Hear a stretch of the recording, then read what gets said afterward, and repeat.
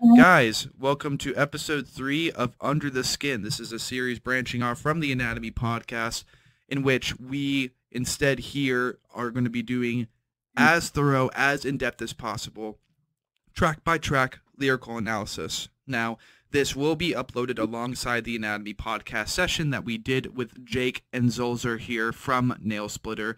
They just released their debut record, Hail to Agony, here recently, and like most musicians, they are already on the grind preparing to evolve Nail Splitter into its own little corner, its own little subgenre. It's just own little image, its own little place in heavy music, death metal music, counterculture music, etc. So we have here with us Zolzer. This dude is the main brain behind Hail to Agony lyrically. He is the vocalist. Pretty standard formula we got here as far as his placement in the band, but nonetheless, Nail Splitter is evolving, as I said, and we discussed plenty of that on the Anatomy podcast session, so be sure to go check that out after you check this out if you're into the analysis. So, diving into Hail to Agony, we did a brief summary on the other session, but just for the sake of context and just kind of providing the back of the book, per se. What do we got going on here? What is a general summary for what Hail to Agony is? So the general summary of Hail to Agony is Nail Splitter's first effort to express the very common emotion that is pain and suffering. Well, pain isn't necessarily just an emotion. It can also be like a bodily response to stimuli as well. But nonetheless, it is a negative experience, a negative stimuli to organisms, suffering, same way, except a little more esoteric, fixed inside of the mind. But that is the general goal, is to kind of capture 4 different types of human suffering. Some of them are a little further than others. Some of them are a little closer to home. One of them is a fantasy idea, but nonetheless, they all remain the same in that this is a potential human experience that could cause pain or suffering. Splendid. And I do appreciate that general summary. I just noticed the lineup here on the song Pool of Ignorance, which we will overview later in time. We have none other than Alan Gurnja from Distant, in which we've had Isa and Jesse on the Anatomy podcast in one of our first episodes to represent Distant and their latest offering, Aeons to Oblivion. Just wanted to kind of provide a quick question on that. What ended up being, as vague as possible, the reason that you chose Alan Gurnja for that feature spot on the record? Straight up, he was the best voice for the value. We had a specific price point in mind, and we went on to, I don't remember the name of the site, Jake and Christian know it, but it's a website filled with musicians who are selling their talents. So like guitars, they'll sell a solo, vocalists will sell a feature, rappers sell a feature. All kinds of, every genre imaginable. There's like sax solo singles. People just write your solo and you perform it. They'll perform it for you. But anyways, we found Alan on there in the list of individuals. The only reason that we did not choose Sean from Ingested because it was kind of honestly out of our price range, and we felt like Alan could bring the same level that we wanted for a much better price point. Definitely no hate against Ingested at all for what he's doing, because he obviously has a bigger name than Distant. Right. For the charge. But, man, Alan really, really killed it. It's very good value for the performance. Go listen to the song, put his heart and soul into it.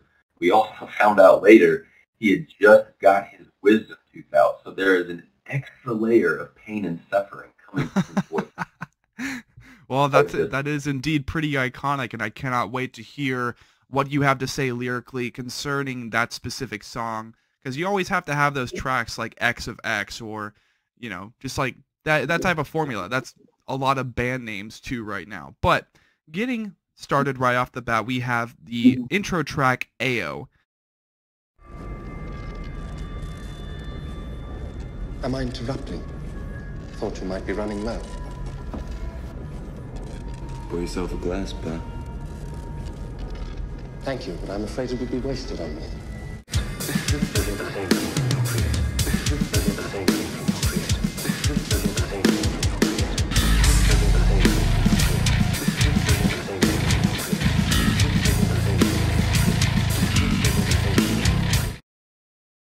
Now, I'm not sure if I'm even pronouncing that right, but what do we got going on here? That is correct. So Ao in a couple different religions and fantasy lore is creator god, like before reality. So Ao doesn't exist, but exists in that place in between realities. The song specifically, the only lyrics are "Summon demons, call me into the void where the sun touches the sky." And the pain and suffering here is in order to be driven to such an action where you are desiring to summon demons into the world from a portal, which will almost exclusively destroy it, you have to be in the lowest possible place to want that. Like, there's no way you could want the entire world to burn and be destroyed if you were doing good. You know? All right. Yeah, that's actually really cool. So with AO, right off the bat, we have the summary and, just the consequence as well of being at a very low place and being tempted to summon almost non-existent evils into your existence, causing conflict, causing chaos, trouble, turmoil, etc. And that is definitely a good way to start the debut. That's actually really cool. So let me frame it a little differently. You have it framed very metaphorically. This is very specific and literal. Like, we are exploring a fantasy character who has fallen to his knees in suffering and pain. He has turned to the god Ao to send demons to the world so that he can be destroyed as well as the world. Very literal. It's not about like you and me summoning metaphorical demons into our life. It's like a fantasy idea. Kind of like, let me just make it a little different. Right. That's cool. The rest of the CD kind of wants to be in that. Right. Okay. Splendid. Well, with the second track in mind, we move into Sublimation.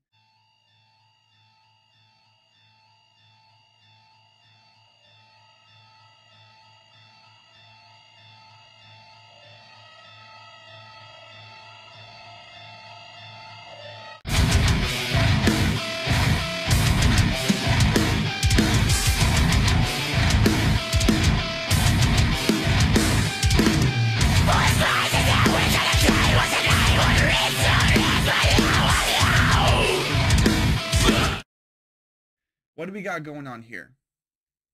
Okay, so sublimation is it's a different kind of suffering. This is the kind of suffering that you inflict upon yourself to make yourself greater. It's kind of like honing an edge, something. So like if the axe that you're going to put on the grindstone had feelings, when the blade touches the grindstone, it would be an incredible amount. The grindstone is literally grinding the axe down. In alchemy, sublimation is the process of taking an element or a substance and heating it so that the impurities come to the top. And this is done over a process of multiple times under heavy amounts of pressure. The imagery is kind of like there's a vat, and in the vat is the soul of the man sitting in the vat. Under it is like the fires and stuff, and then there's a top that seals the top of the vat. The pressure that builds because of the flames and that makes everything go up to the top of the vat is the process of sublimation. And then the lyrics are kind of metaphorical to that idea. I have to actually look. Let me pull up our lyrics here, actually. Okay, sweet. Just so I don't have to reference. Because when I go back and look at lyrics, I always start from the beginning, and I don't want to have to do that every time. Right. I'm actually in my copy of Hail to Agony right now. I haven't even opened my own copy.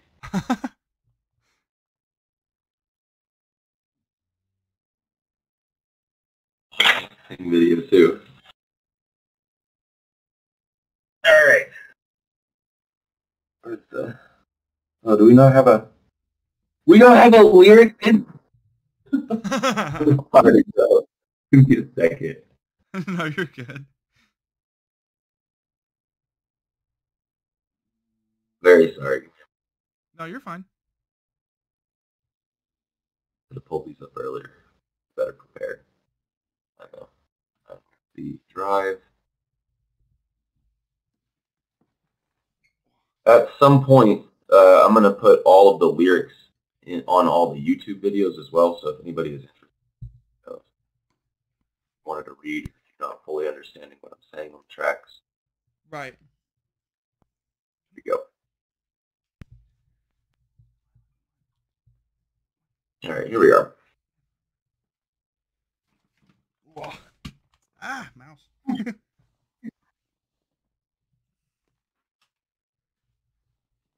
All right. So starting with play.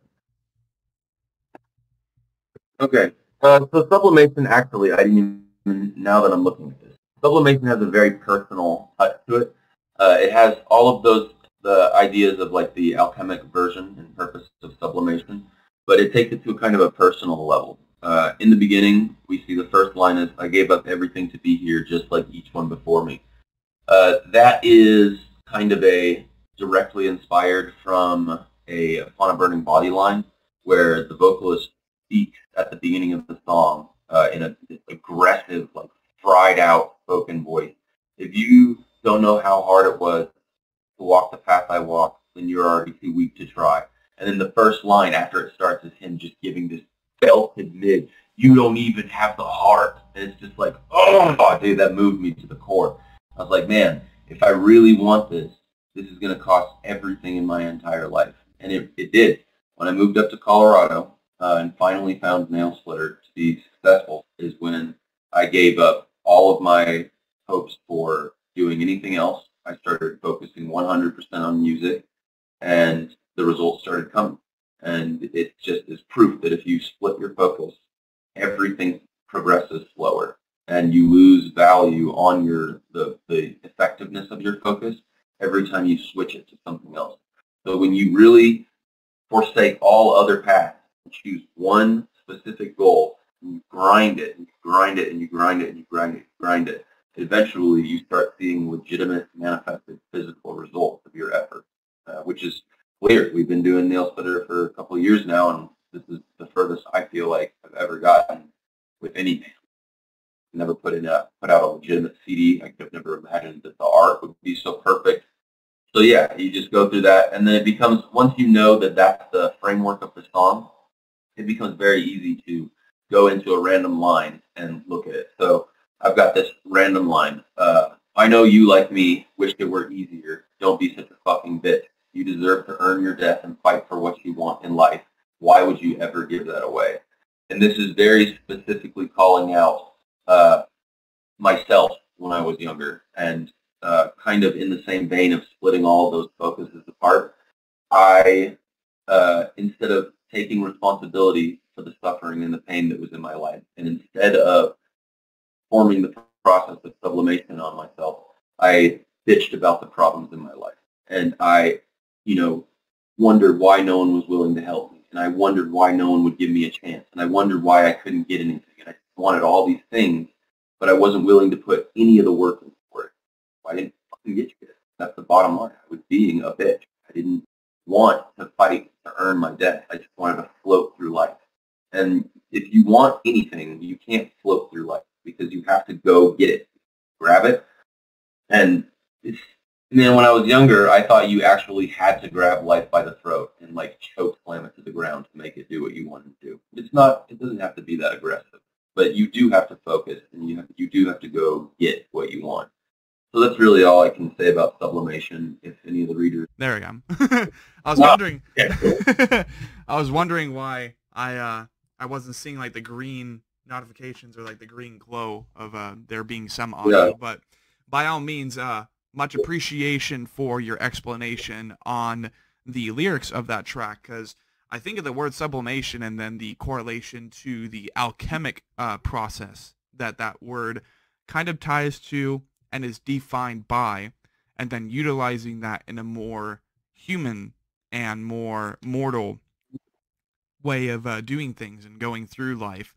The hard pressing and like the concentration, the grind, and the mindset that goes into really devoting to your greatest dreams. That's very important for all musicians, artists, and human beings alike. So very much a universally relatable thing, at least something that all human beings can relate to. Hopefully other beings, but you know, they're just out there just kind of enjoying the ride if they are. It's like, yeah, you know what? They're pretty right about that. Maybe we should be more like Earthlings, man. But try that, bro. Right? But Physical manifestation of desire. yeah, exactly. But with that being said, we now migrate into the track Pools of Ignorance. This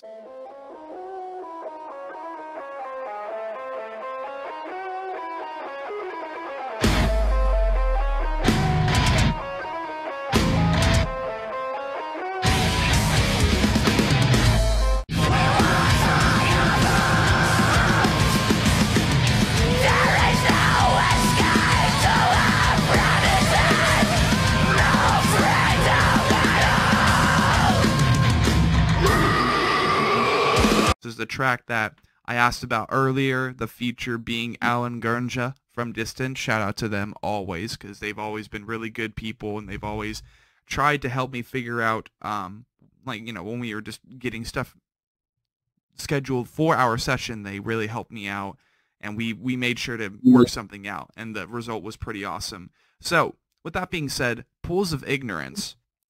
I hear ignorance, and I'm thinking, okay, so someone was being stupid, someone was being ignorant, because stupid and ignorant definitely are different words. Ignorant, you just don't know. Stupid is when you know, but you're still not utilizing the knowledge that you hopefully corrected out of the embarrassment, possibly shame, of your ignorance. So, you know, with that in mind, what do we got going on here? So I'm glad you brought up the word ignorance, because there's a very specific reason why I chose ignorance over the word foolishness. So the song specifically is about the entities and individuals that are in power that rule the entire world. So specifically, I'm calling out like international banking companies, individuals that have been placed in positions of power in different countries who lead those countries along the line that is what we're seeing right now. We're seeing the results of this. The economy is collapsing internationally. Hemorrhaging value is falling. Greek as a country has now completely collapsed. They had to sell their national artwork pieces that they've had for basically the inception of the country to just pay their bills, because the banking system has choked the life out of them to the point where they literally can't exist anymore. The value of the coin in Venezuela is less than RuneScape gold. So people who live there are higher incentivized to work and farm gold on a video game than they are to go put their efforts into building their country, because their country is so poor they can't afford to pay their people any work. So there's no incentive to build your own country. And this is the result of too much power being held by certain groups. Now, the reason why I've chosen ignorance over foolishness for this is because these families have been in power for so long, and these generations have been taught the same thing for so long. They don't know anything. Yeah. People who are in power now don't see what they're doing as wrong. They don't see it as a problem. They don't see the things that are taking place in a common man's life, because they're so far away from the ground. They live in the sky, mentally, physically, emotionally. They don't interact with the things that actually exist, because the world that they have created is so conceptualized. So I believe truly they are ignorant to what they're doing. They're not foolish. They're not malicious. It is just a force of nature that has been created by the subconscious selfishness of the human race. Yeah, that's definitely looking at it from that frame of mind, if you read all the lyrics, it's very, very easy to figure out what's going on. Except right at the very end, after the feature, there's one point that I want to put out. Almost the entire song is spoken from the perspective of the common man, except for this one line directly after the feature where it says, "We find it useless to use our words anymore, so we raise a fist to crush rebellion in its place." And this is kind of calling back to, there was an uprising in Southern Africa a couple of years ago. I can't remember what country it was, but the government of the country is led by guerrilla warfare warriors, and they killed everyone in the entire area just because they wanted like freedom. They wanted to like farm or something. something very human that they wanted to do, and the government in place utterly crushed them because it meant that they couldn't control. And then, obviously, the one line after that is liar, where you see the explanation from the common man again. No, didn't even try to use your word. We're going to rebel. You will not crush us. You're fitfully broken, type thing. And then the feature from Alan Gurja, I don't know if he read the lyrics ahead of time or if he just felt the vibe or something, but he absolutely nailed the vibe, the feel, the atmosphere. It's perfect because he goes, his words are, they feed us bullshit, blinding our eyes.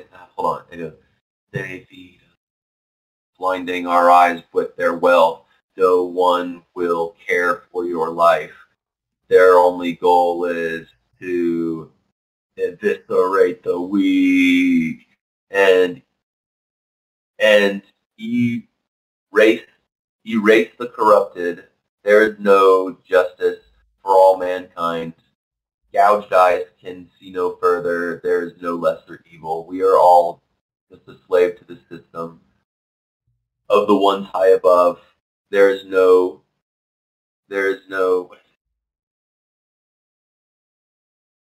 escape. There is no escape to a promised land, no freedom at all. Sorry, that was kind of broken up. I'm trying to do it with the rhythm. I do his feature live, unless he's around. I would love for him to be around to do it. Right. That's why I do it, because I didn't write the lyrics, so it doesn't flow. But yeah, so he just, you can hear it. Perfectly captures the essence of the song. Perfectly captures the essence. Yeah. But that is one pain and suffering there, tying it back, is the pain and suffering of living under an intolerant rule. Right. And that's a very important message. That's definitely something that me and my roommate are wanting to reflect upon, not in most likely my primary project, but a different project that I will be contributing efforts towards after I have produced and published songs for the primary. But we have been wanting to have a project called Long Ago, and the main thing is we should have left behind these terrible doings, all of this corruption, people being left for dead, even though there are so many castles and empires prospering.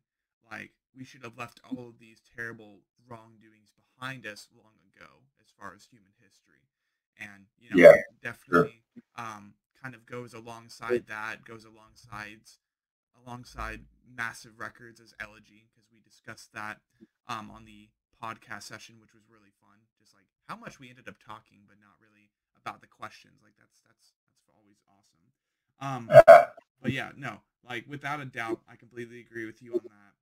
There are so many countries, so many families, so many communities in the world right now who are suffering for absolutely no reason except a greater power than themselves, unfortunately, that has no idea what they're doing or doesn't care. And that's definitely, I had a thought that popped up in my mind. I'm like, it could be pools of ignorance or it could be pools of arrogance, because they're like, we don't really care. They're just ants beneath our boot. But, Well, the main problem is I don't think that they realize what they're doing. As mentioned earlier, they're ignorant to the fact that they're destroying the fabric of human reality. Yeah. They don't. There's no reason for them to look. There's no incentive. They have everything they need. They live in the sky. Yeah. There's no reason to give it to them. No, I completely agree, and that is definitely one way. You were about to say something? No, that's horrible. There's no way to bridge that gap. Yeah. No, I definitely agree with that. And it's definitely something that I do enjoy seeing bands continue to talk about, whether they're bands like While She Sleeps, Rise Against, or Here Right at Home with Shadow of Intent, Nail Splitter, and other projects. It's always a very important topic to discuss. But with that being said, that was Pools of Ignorance, people. Now we jump into the title track. And I always love me them title tracks, no matter what record. That's usually what I aim towards the most and have the highest hopes for. Bands like Shadow of Intent with Elegy having 3 different tracks named Elegy, divided into parts. That's really the cake. That's really the cherry and the whipped cream on top of the cake is a solid title track. So let's go ahead and dive into this for what it's worth. I mean, basically, we already summarized it, but if you had any other thoughts that you wanted to express on this title track, by all means, my good sir, you may.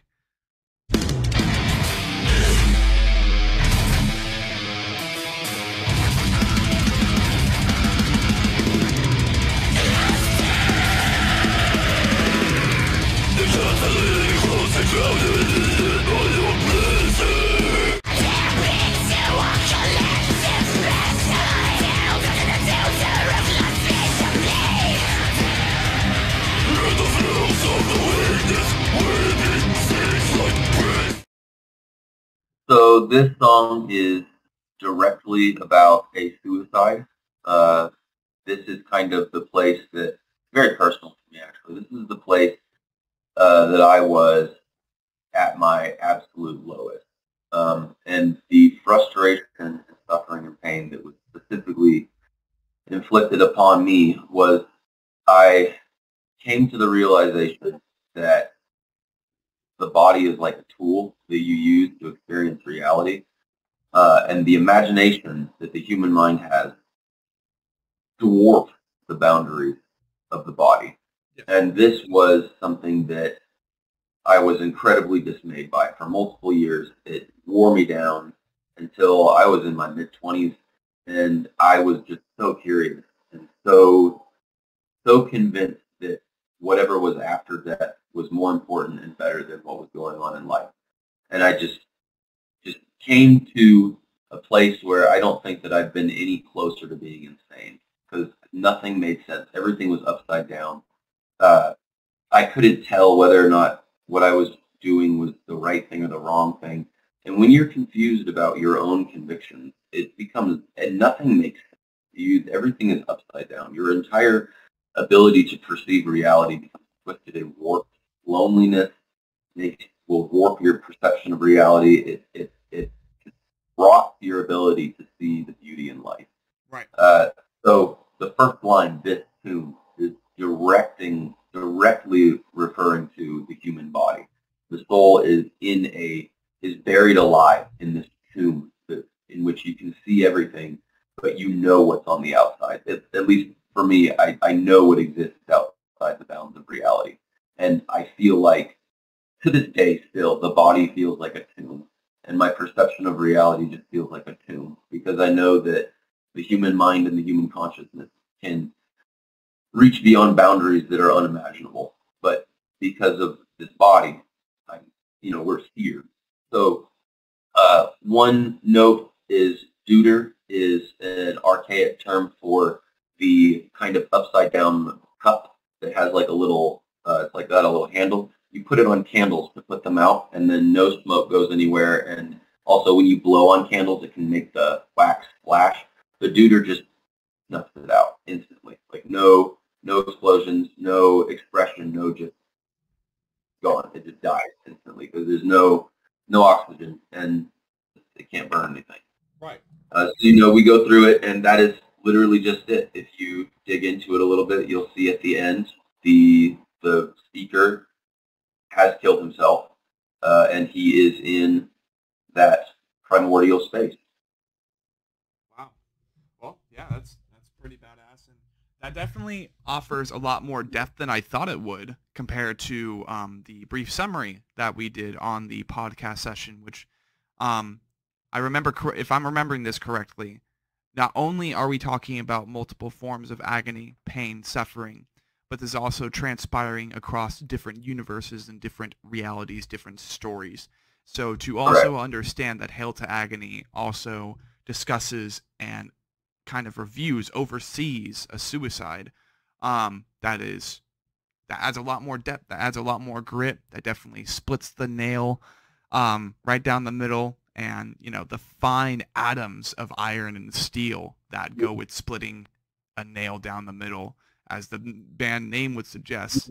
That is definitely a powerful title track, and I cannot wait to hear it for the first time soon after this podcast session, or this little session, because unfortunately what's up? The music video expresses it perfectly. It's very vicious, incredibly. incredibly aggressive. The music video I didn't even think to mention this. The music video takes the idea of the individual and does put it in the individual's mind. So I could kind of give you guys context for the video. The video doesn't directly follow the lyrics, but kind of goes into the mind of the sufferer and sort of shows kind of an expression of what's going on inside of the mind. Splendid. And we will definitely be putting the link down below for that music video. That way you guys can check it out. I mean, I still have yet to check it out. I've heard about these guys, and I first got introduced to them through Zolzer's vocal cover of the collection, which he did a really damn good job, I thought. And if you guys want to, we can put that down below, or I can just put it in the comments, basically where you guys are like, hey, can we get a link? And you can also look it up, because this ends up being quite a bit of work. But migrating into the second to last track on this debut EP, Hail to Agony, we have Never Sleep Again.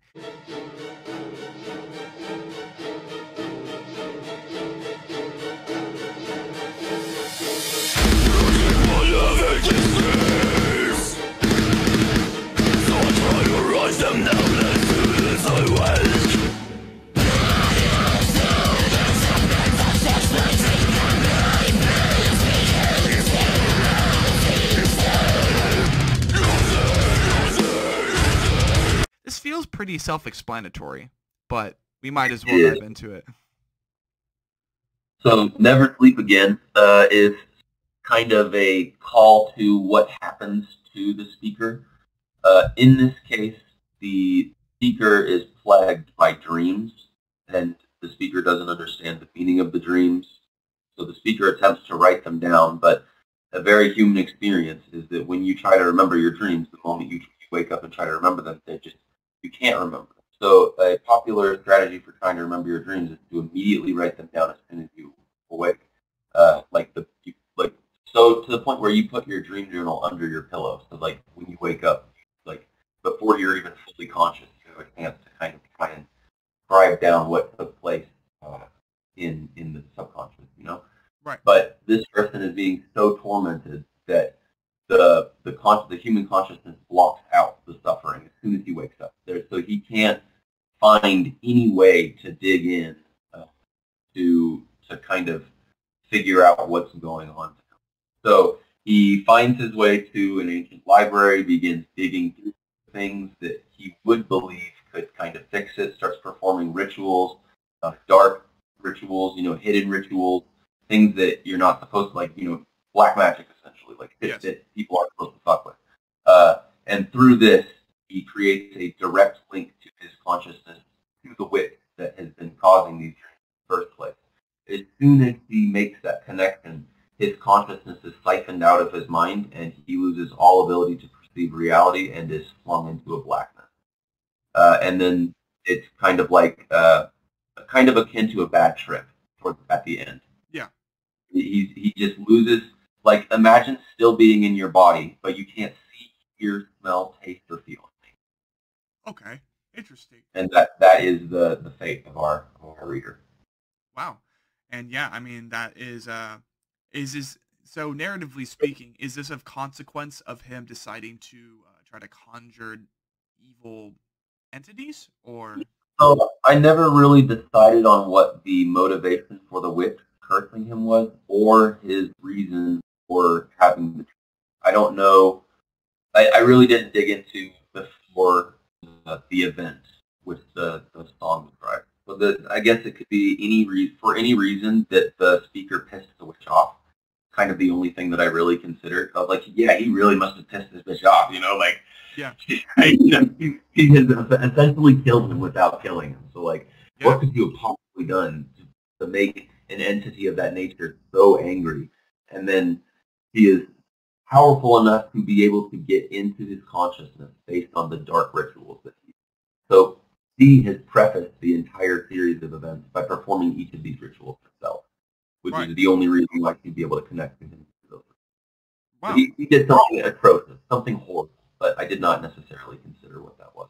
Right. Okay. And yeah, there's no problem with that, because It's not like we are here to purchase hard copies of a developing novel. Not just yet. So you're all good for now. But yeah, by all means, that was Never Sleep Again. Now we dive into the last track, which I'm seeing on Spotify here. Funny thing, this last track name is the same record, or the same name as the record that this debut EP was distributed through, which I can only assume you guys developed that for the sake of independency until further notice with your production and getting music out there. So, what is Dissected?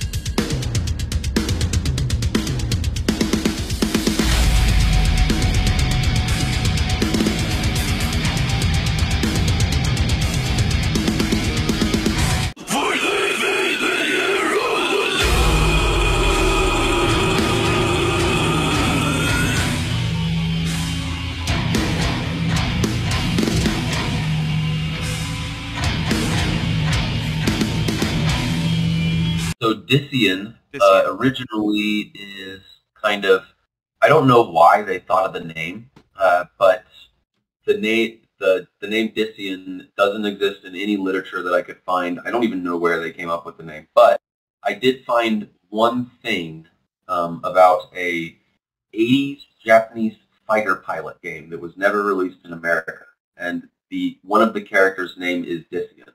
I'll let you guys go into digging into all of the lore behind that, but I have loosely based my character, Dissected, of the character Dissected from that Japanese fighter plane game. Okay. And essentially, kind of some of the elements are borrowed again, I'll completely admit that, but it has been adapted. I've adapted it a little bit to my own kind of liking. So Dissected is a scientist who has decided that the only way to save humanity from an impending apocalypse is to upload all of their consciousness to a neural net that can be slung into space, and then the entirety of the human subconsciousness will be preserved from the destruction of the Earth. So, ideally in his mind, the orb of consciousness floats through space until it crash lands onto another habitable planet, and then eventually life develops on that planet and the consciousness can move out of the orb into that new life, and then humans can evolve once again from that same kind of primordial soup on the Earth. The only thing is, and none of this is put in the lyrics at all, we only get one snapshot of Dissected. Nobody wants to do it. Nobody agrees with him. They're all like, you're an idiot, the world's not going to end, nothing's going to happen, you're a fool.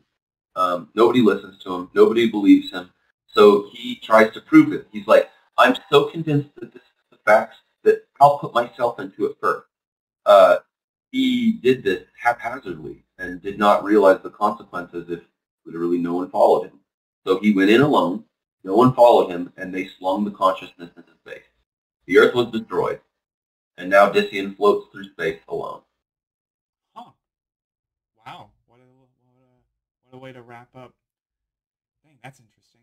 So I'm trying to understand, is it with future endeavors, right, through Nail Splitter, are we seeing Dissected's story continued on different planets or anything like that?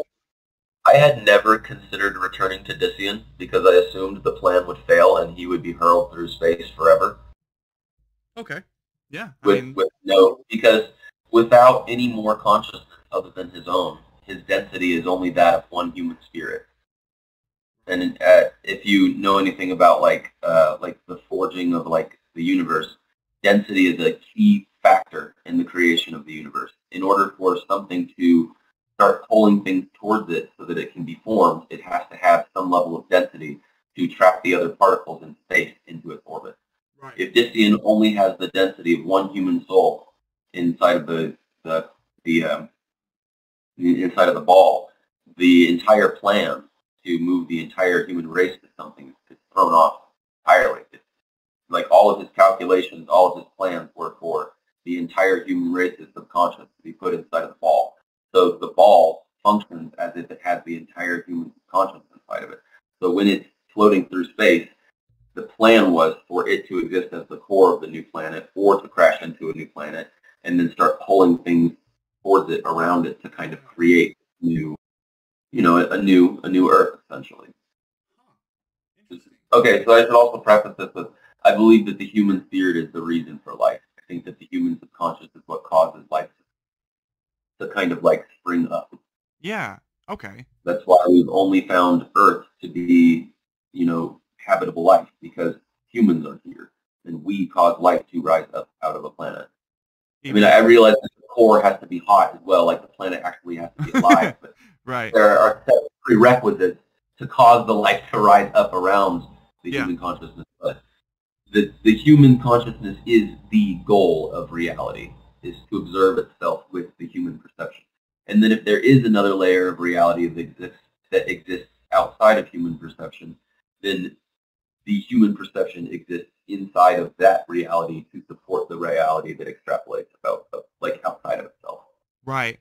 Yeah, and that can also, right there, that statement by itself could definitely conjure theories for how deities and gods, angels and demons exist, but, we're not able to see them that much, per se, you know what I mean? So definitely a whole bunch of different questions that we've conjured up here as far as the lyrical continuity for Nail Splitter and, going into future endeavors and stuff. But, ladies and gentlemen, everybody who has been subscribed to my channel so far, which we are currently at 269 subscribers, that's better than nothing. I appreciate it as we continue to hike up into the sky. And, hopefully sooner or later get to a point to where we can do polls. We can all ask questions and choose what we're doing for the next video. All that fun stuff. This was Zolzer from Nail Splitter, their debut EP, Hail to Agony, released not too long ago. And for the sake of the spicy details, we're going to look up the specific date, or when did it come out? When did it come out? Hail to Agony. I caught you off guard. I'm so sorry. I know I can Google it.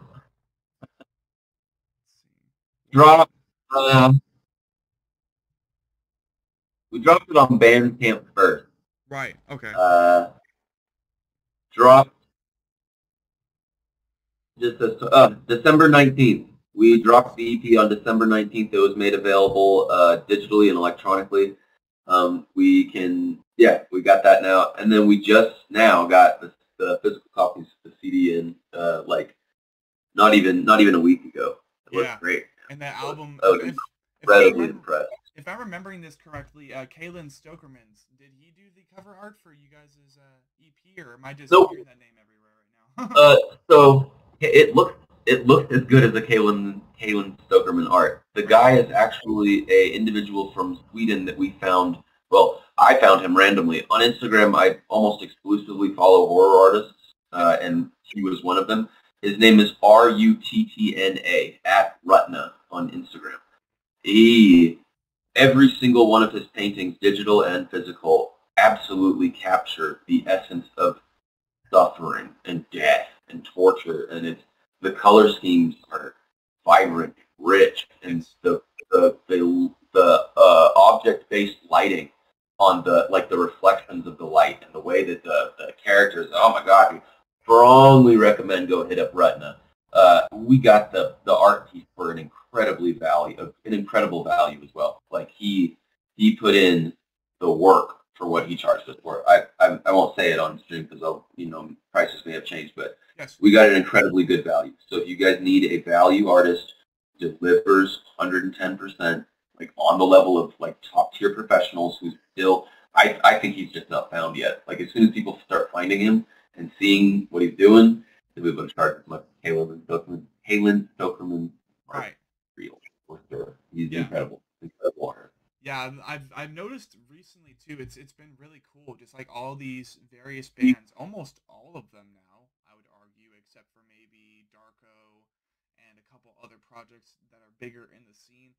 Other than that, we all seem to be migrating into this era of just doing paintings for album covers, and I am in love with that. I remember seeing Same.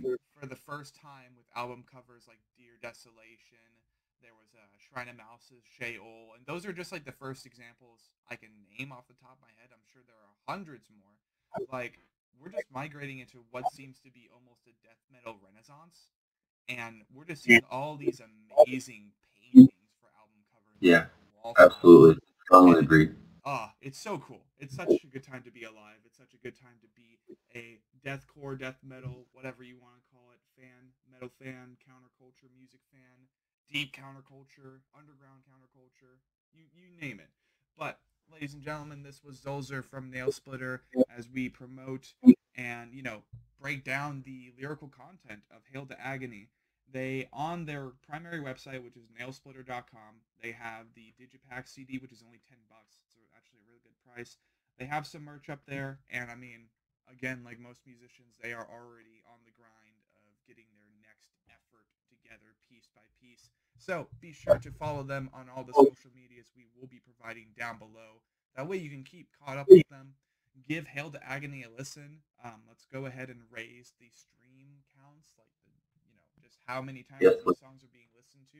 Let's rack it up, man. Let's rack it up, because That'll be great. Please do it. Especially for their first effort, man. First impressions are everything. And if you guys like what you hear, keep on listening. Download it. Save the album. Have it to where even when you're on the road, driving out in the middle of nowhere, you can listen to it. Offline mode on Spotify. There's theaters for our thing. You can go torrent it. If you can't afford the $10, go torrent my CD. I don't care if you steal it. Right. Go steal the CD if you can't afford it. Go listen to it. We made this for you guys. From him. Yeah, for me, the money it's an afterthought. I need you guys. If you guys hear the music, you will enjoy it. Your lives will be better. Yes. So be sure to check them out. Thank you once again for your time today, Zolzer. It was awesome to talk with you about your debut effort, because I've been seeing you guys pop up every now and then, and especially, again, with that Signs of the Swarm cover that you did yourself, which was absolutely amazing, tackling all three parts of the song. But we will be joining you guys next time. We will be back next time as we prepare to do sessions with bands like The Last 10 Seconds of Life, Lucretia, Vile Impregnation, and plenty of others, because there are millions of bands, millions of stories to be told. Otherwise, thank you for your time again, and be sure to enjoy your day, good sir. Thanks for having me on, man. Take it easy, y'all. Take it easy.